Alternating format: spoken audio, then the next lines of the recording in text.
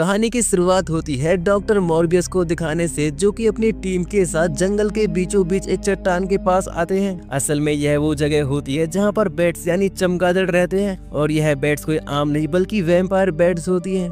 इसके बाद अपने हाथ पर चाकू से एक कटर लगाता है, जिससे कि इसके हाथ से खून बहने लगता है। खून की सुगंध से यहाँ पर जितने भी चमगादड़ मौजूद थे वो सभी बाहर निकलने लगते हैं। इसके बाद कहानी फ्लैशबैक में जाती है और हमें 25 साल पहले का सीन दिखाया जाता है। यहाँ पर मॉर्बियस को देखते हैं, जो कि फिलहाल एक छोटा बच्चा है। मॉर्बियस को बचपन से ही एक बीमारी होती है जिससे कि मॉर्बियस चल नहीं पाता, लेकिन आज के दिन यहाँ पर एक छोटा बच्चा आता है और इसे भी इसी तरह की बीमारी होती है, और इन दोनों में पहली मुलाकात में ही एक अच्छी दोस्ती होती है।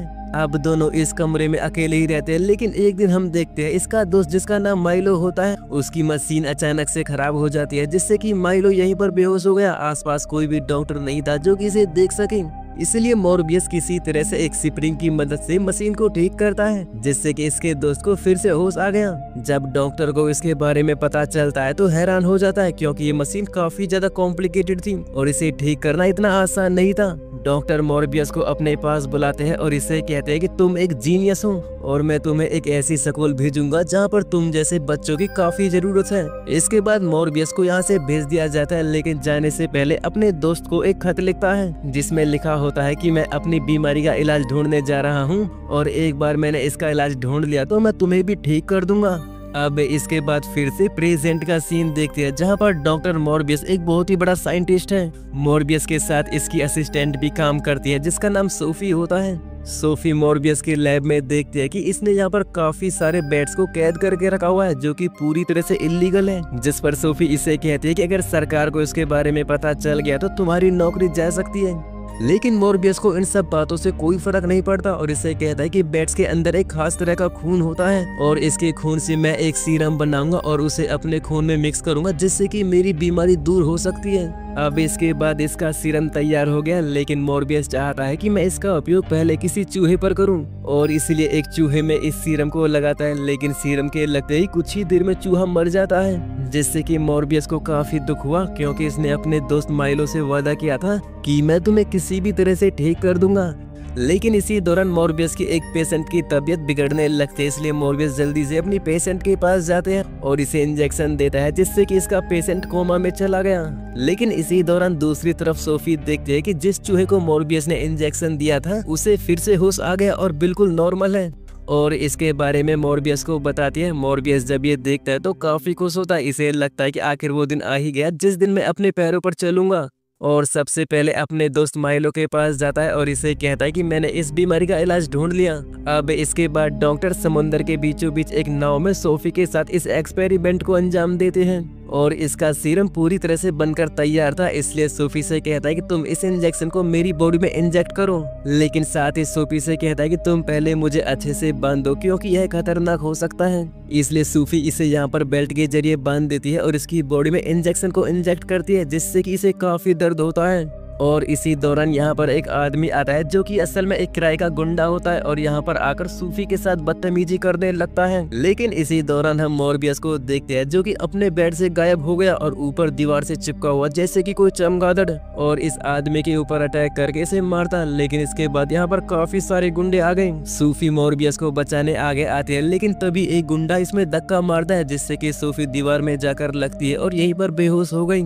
यह देखकर मॉर्बियस को काफी गुस्सा आया और इन सभी को एक ही पल में मार देता है। असल में मॉर्बियस अपने ऊपर से कंट्रोल को खो चुका था, इसे कुछ भी याद नहीं था कि मैं आकर क्या कर रहा हूँ, क्योंकि मॉर्बियस एक वैम्पायर बन गया था, क्योंकि इसने अपनी बॉडी में बैट्स का खून इंजेक्ट किया था। अब इसके थोड़ी देर बाद मॉर्बियस बिल्कुल नॉर्मल हो गया और सीसीटीवी कैमरास में देखता है कि आखिर मैं क्या बन गया था। अब इसकी थोड़ी देर बाद यहाँ पर पुलिस आती है और यहाँ पर छानबीन करने लगती है। यहाँ पर जितनी भी डेड बॉडी मौजूद थी उन सभी की बॉडी से खून को पूरी तरह से निकाल लिया गया था। साथ ही पुलिस को पता लगता है कि इस हादसे में सिर्फ एक ही लड़की बची थी, जो कि असल में सूफी थी। वहीं दूसरी तरफ हम सूफी को देखते हैं, जो कि हॉस्पिटल में मौजूद थी और इसका इलाज चल रहा था। एक तरफ हम मॉर्बियस को देखते हैं जो कि वापस अपने लैब में जाता है और फिर से वैम्पायर बनने लगता है, यानी कि इसे फिर से इंसान बनने के लिए खून की जरूरत है और इसलिए इसने यहाँ पर काफी सारी खून की थैलियों को लटकाया हुआ था जो कि असल में नकली होती है, यानी कि डॉक्टर ने इस खून को खुद ही बनाया था। इसलिए इस खून का असर सिर्फ 6 मिनट तक ही रहता है और इसके 6 मिनट बाद फिर से वैम्पायर में बदलने लगता है। अब इसके बाद मॉर्बियस उस टैंक के अंदर जाता है जहाँ पर इसने काफी सारे बैट्स को रखा हुआ था। यहाँ पर कोई भी बैट्स इसके ऊपर हमला नहीं करते क्योंकि मॉर्बियस भी अभिनी की प्रजाति में से एक था। लेकिन इसी दौरान यहाँ पर इसका दोस्त माइलो आता है। माइलो जब मॉर्बियस को अपने पैरों पर खड़ा देखता है तो इसे लगता है कि मॉर्बियस ने इसका इलाज ढूंढ लिया और इसे कहता है कि वह दवाई मुझे दे दो क्योंकि मुझे भी तुम्हारी तरह बनना है, मुझे अपने पैरों पर खड़ा होना है। लेकिन मॉर्बियस कहता है कि वह दवाई मैं तुझे नहीं दे सकता क्योंकि मैंने इसका इलाज नहीं बल्कि एक शराब ढूंढा है और मैं नहीं चाहता कि तुम भी उस दवाई को लेकर मेरी तरह एक भयानक राक्षस बनो। और साथ ही इसे अपना वैम्पायर वाला चेहरा भी दिखाता है और इसे यहाँ से जाने को कहता है। वहीं दूसरी तरफ हम सूफी को देखते हैं जो कि हॉस्पिटल में एडमिट थी और इसी दौरान इसके पास पुलिस आती है और इसे कहते हैं कि उस दिन तुम नाव में कौन सा एक्सपेरिमेंट कर रही थी। लेकिन सूफी मॉर्बियस को बचाना चाहती है इसलिए कहती है कि मुझे कुछ भी याद नहीं। वहीं दूसरी तरफ हॉस्पिटल में हम एक लड़की को देखते हैं जिससे कि यहाँ पर लगता है कि कोई मेरा पीछा कर रहा है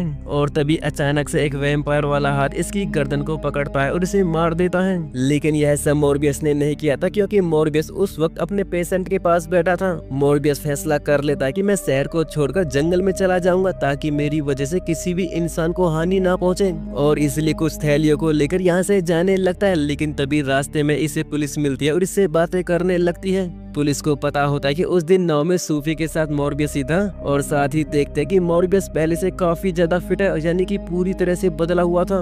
पुलिस को शक होने लगता है कि कुछ तो ऐसा है जो कि मॉर्बियस हमसे छुपा रहा है और आज जिस लड़की को हॉस्पिटल में मारा था उसकी बॉडी से भी पूरी तरह से खून को निकाल लिया गया था और ऐसा ही उन लोगों के साथ हुआ था जो कि नाव में उस दिन मौजूद थे। अब क्योंकि मॉर्बियस के पास बचने का कोई भी रास्ता नहीं था इसलिए इनके ऊपर अटैक करके यहाँ से भागने की कोशिश करता, लेकिन तभी एक हवा का झोंका इसे रोक लेता और इसे अरेस्ट कर लिया जाता है। इसके बाद मॉर्बियस जेल के अंदर होता है और तभी इसके पास इसका दोस्त माइलो आता है जो कि इसे कहता है कि जल्दी मैं तुम्हें यहाँ से निकाल लूंगा और इतना कहकर यहाँ से चला जाता है। लेकिन तभी मॉर्बियस देखता है कि इसका दोस्त माइलो जो कि अपाहिज था उसकी सिटिक यहीं पर रह गई। यह देखकर मॉर्बियस समझ जाता है कि इसने भी अपनी बॉडी में उस इंजेक्शन को इंजेक्ट कर लिया और अब यह भी एक वैम्पायर है। अब क्योंकि मॉर्बियस के पास खून की थैली नहीं थी इसलिए फिर से वैम्पायर बनने लगता है और जेल को तोड़कर अपने दोस्त माइलो को रोकने के लिए निकल पड़ा। मॉर्बियस अपने दोस्त से कहता है कि हमें ऐसा नहीं करना चाहिए, हमारी वजह से ना जाने कितने मासूम लोगों को मरना पड़ेगा। लेकिन इसका दोस्त इसकी बात को नहीं मानता और इसे कहता है कि हम दोनों मिलकर पूरी दुनिया पर राज कर सकेंगे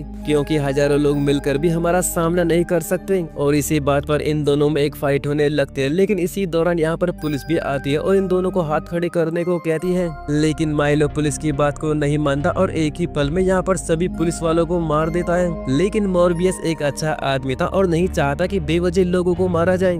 इसके बाद मॉर्बियस यहाँ से निकल जाता है और इसी दौरान यहाँ पर और भी पुलिस आती है जो कि यहाँ पर अपने साथियों को मरा देखती है। इन्हें लगता है कि इनको भी मॉर्बियस ने मारा है। वहीं दूसरी तरफ हम सोफी को देखते हैं जो कि एक बस में बैठकर जा रही थी। लेकिन हम यहाँ पर देखते हैं कि इसके पीछे मॉर्बियस भी बैठा था। मॉर्बियस सोफी से कहता है कि मैंने डॉक्टर और पुलिस वालों को नहीं मारा बल्कि इनको माइलो ने मारा है जो कि मेरी तरह एक वैम्पायर बन चुका है और अब मुझे किसी भी तरह से उसे रोकना होगा। अब इसके बाद दोनों एक अनजान जगह पर जाते हैं जहां पर दोनों एक नई लैब को सेट करते हैं और मॉर्बियस एक ऐसी सीरम बनाना चाहता है जिससे कि माइलो नॉर्मल इंसान बन जाए जो कि लोगों को बेवजह मार रहा है। लेकिन इसी दौरान सूफी की उंगली कट जाती है जिससे कि इसका खून बहने लगता है। मॉर्बियस जब खून को देखता है तो इसके साथ अजीब सा होने लगता है, यानी वैम्पायर बनने लगता है। इसलिए सूफी से कहता है कि अपने जख्म पर जल्दी से कोई बैंडेज लगा लो। वहीं दूसरी तरफ हम माइलो को देखते हैं जो कि काफी ज्यादा ताकतवर बन चुका है। लेकिन पुलिस को तो यही लगता है कि लोगों को मॉर्बियस मार रहा है। लेकिन जब पुलिस सीसीटीवी फोटोज को देखती है तो उन्हें पता लगता है कि ये मॉर्बियस नहीं बल्कि कोई और है। एक तरफ हम डॉक्टर को देखते हैं जो कि माइलो और मॉर्बियस को बचपन से जानता है। डॉक्टर जब इन फोटोज को देखता है तो समझ जाता है कि यह माइलो है। इसलिए डॉक्टर माइलो के पास जाता है। डॉक्टर इसे कहता है कि मुझे पता है कि तुमने उस इंजेक्शन को अपनी बॉडी में इंजेक्ट किया है। लेकिन माइलो डॉक्टर के ऊपर अटैक करके यहाँ से निकल गया। डॉक्टर जल्दी से मॉर्बियस को कॉल करते हैं और इससे कहते हैं कि मुझे माइलो ने जख्मी कर दिया, तुम्हें जल्दी से उसे रोकना होगा। लेकिन इसी दौरान इसे महसूस होता है कि अब माइलो सोफी के पास पहुंचा हुआ है, इसीलिए जल्दी से सोफी के पास जाता है, लेकिन हम देखते हैं कि माइलो ने इसे भी जख्मी कर दिया और थोड़ी ही देर में मर जाती है। यहीं पर हम माइलो को देखते हैं जिससे कि इस बात से कोई फर्क नहीं पड़ता और मॉर्बियस से कहता है कि चलो हम दोनों मिलकर पूरी दुनिया पर राज करेंगे। लेकिन मॉर्बियस को काफी गुस्सा आ रहा था और इसके बाद इन दोनों में फाइट शुरू होती है, लेकिन मॉर्बियस माइलो का मुकाबला नहीं कर पा रहा था और मॉर्बियस हारता हुआ दिखाई दे रहा था। लेकिन तभी मॉर्बियस यहाँ पर काफी सारे बैट्स को बुलाता है जो कि इसके चारों तरफ उड़ने लगते हैं। यहीं पर हम माइलो को देखते हैं जिससे कि अब साफ तरह से मॉर्बियस दिखाई नहीं दे रहा था क्योंकि मॉर्बियस को बैट्स ने चारों तरफ से घेर लिया था। माइलो एक रोड को उठाकर मॉर्बियस के पास आता है, लेकिन इससे पहले कि मॉर्बियस को मार पाता, मॉर्बियस बैट्स के बीच से अचानक से निकलता है और माइलो की बॉडी में उस इंजेक्शन को लगाता है जो कि इसने लैब में तैयार की थी। लेकिन इंजेक्शन के लगते ही माइलो यहीं पर मर जाता है। यहाँ पर हम देखते हैं कि ये दोनों जमीन के काफी नीचे थे। ऊपर पुलिस को देखते हैं जो कि इस जगह की छानबीन कर रही थी,